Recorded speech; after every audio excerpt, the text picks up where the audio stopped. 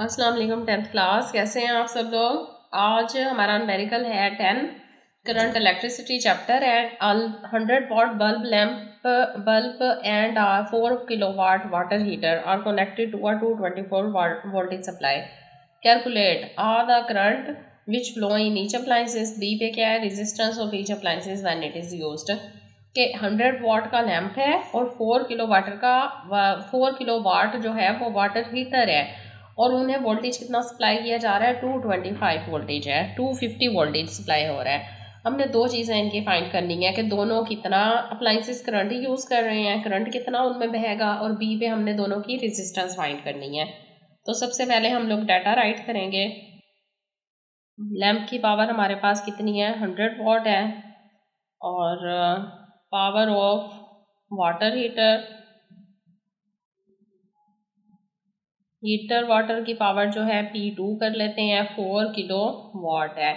तो pure kilo watt है ना, तो वाट किलो का क्या आ जाएगा, 1000, उसे मल्टीप्लाई कर दिया तो ये आ जाएगा 4000 वाट। अब दोनों की पावर वाट में आ गई। इसके बाद डाटा में हमारे पास वोल्टेज दिया हुआ है, वोल्टेज कितना है, 250 वोल्ट है। हर एक में से ना हमने करंट फाइंड करना है, यानी P1 और P2 का क्या करंट होगा, I1 फाइंड करेंगे, I2 फाइंड करेंगे, और दोनों की रेजिस्टेंस भी फाइंड करनी है। मतलब R1 और R2 लेट कर लेते हैं कि फाइंड करने वाली हैं।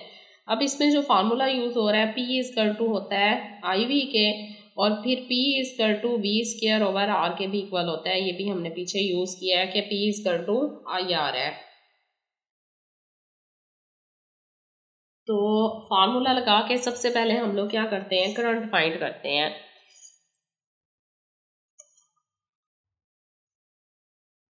I1 इक्वल टू आ जाएगा P1 ओवर V।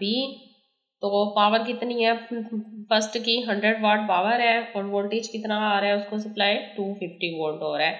तो 100 को 250 वोल्ट से डिवाइड किया, 0.4 एम्पियर, यानी पहले में से करंट कितना बल्ब में से गुजर रहा है, 0.4 एम्पियर जो है उसमें से करंट पास हो रहा है। अब I2 फाइंड करेंगे।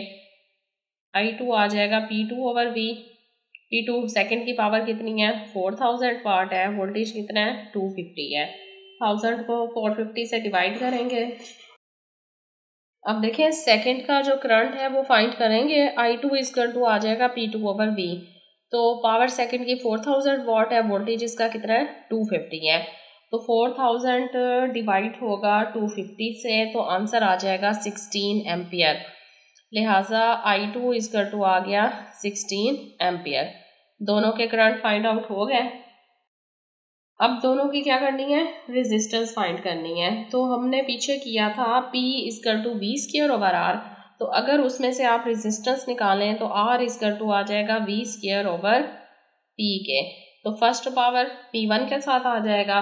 तो V हमारे पास कितना है, वोल्टेज 250 है, 250 का स्क्वायर आ जाएगा। और फर्स्ट की पावर कितनी आई है हमारे पास, फर्स्ट की पावर हमारे पास कितनी आई है, 100 आई है।